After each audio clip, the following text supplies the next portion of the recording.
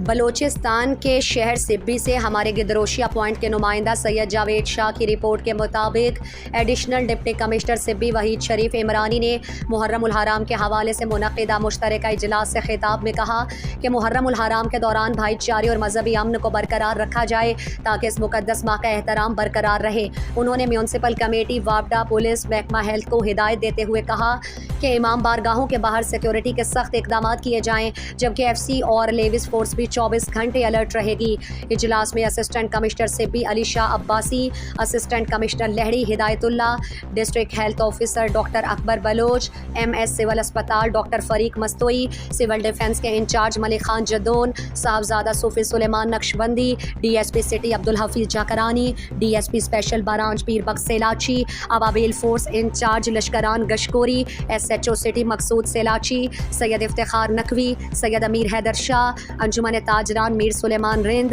Superintendent میر حیدر رند، صاحبان welfare trust کے میر حبیب رند کے علاوہ امن کمیٹی کے ممبران نے بھی شرکت کی۔